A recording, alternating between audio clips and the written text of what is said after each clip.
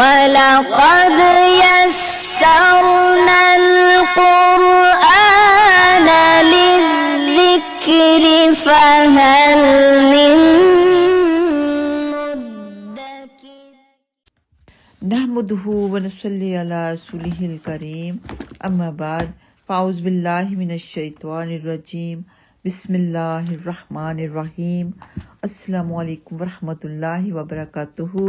اللہ سبحانہ تعالیٰ آپ سب کو خوش رکھے، تندرستی صحت عطا فرمائے، کیونکہ تندرستی ہے تو انسان صحیح طرح سے عبادت کر سکتا ہے خشوع خضوع کے ساتھ۔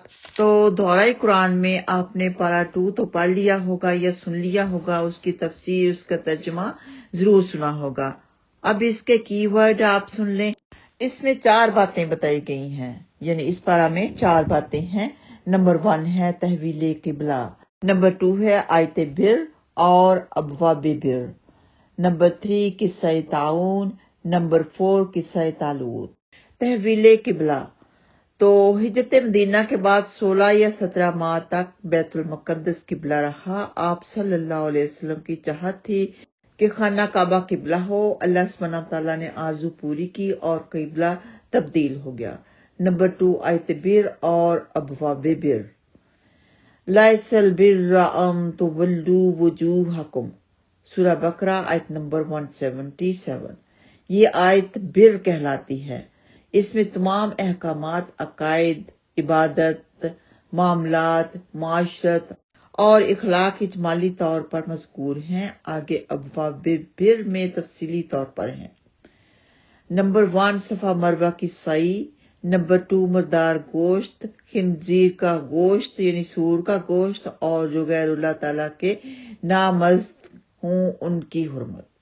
نمبر 3 ہے قصاص، نمبر 4 وصیت کرنا یعنی ترکہ کے بارے میں وصیت وغیرہ، نمبر 5 روزے رکھنا، نمبر 6 اعتکاف کرنا، نمبر 7 حرام کمائی، 8 قمری تاریخ، 9 جہاد، 10 حج، 11 نفاق فی سبیل اللہ تعالی، نمبر 12 ہجرت، نمبر 13 شراب اور جوا، نمبر 14 مشرکین سے نکاح، نمبر 15 حیض میں جماع، نمبر 16 الہ یعنی کہ جب حکومت میاں بیوی کی علیحدگی کرواتی ہے ان کے مسئلے کے حساب سے، یعنی اگر مرد شک کرے کہ یہ میرا بچہ نہیں ہے تو جدائی کرواتی ہے، اسے الہ کہتے ہیں، تو اس کے بارے میں احکامات ہیں۔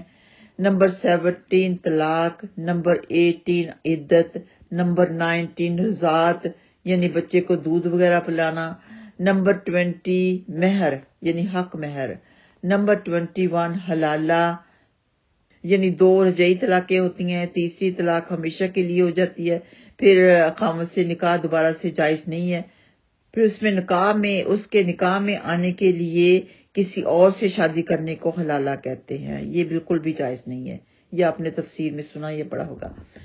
تو نمبر 22 متعدہ سے پیغام نکاح۔ اب جو تیسری بات تھی قصہ تعاون، کچھ لوگوں پر تعاون کی بیماری آئی، وہ موت کے خوف سے دوسرے شہر چلے گئے، اللہ سبحانہ تعالیٰ نے 2 فرشتوں کو بھیج کر انہیں موت دی تاکہ انسانوں کو پتہ چل جائے کہ کوئی موت سے بھاگ نہیں سکتا۔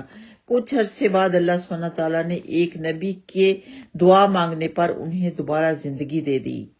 تو اللہ سبحانہ تعالیٰ جو چاہے کر سکتے ہیں۔ اور جو بات نمبر 4 تھی قصہ طالوت کے لشکر نے جالوت کے لشکر کو باوجود کم ہونے کے اللہ سبحانہ تعالیٰ کے حکم سے شکست دے دی، اور اس جنگ میں حضرت داؤد علیہ السلام بھی شامل تھے۔ وہ اس وقت نہ ہی پیغمبر تھے اور نہ ہی بادشاہ تھے، تو وہ سپاہی تھے۔ اللہ سبحانہ تعالیٰ نے حضرت داؤد علیہ السلام کے ذریعے دشمنوں کو یعنی جالوت اور اس کی قوم کو شکست عطا فرمائی، اور طالوت اور اس کی قوم کو فتح عطا فرمائی۔ آگے انشاءاللہ تعالی ہم پارہ نمبر 3 کے کی ورڈ پڑھیں گے۔ آپ اپنا خیال رکھیے، دعاؤں میں یاد رکھیے۔ جزاکم اللہ خیرن فار لسننگ مائی ویڈیو۔ السلام علیکم ورحمۃ اللہ وبرکاتہ۔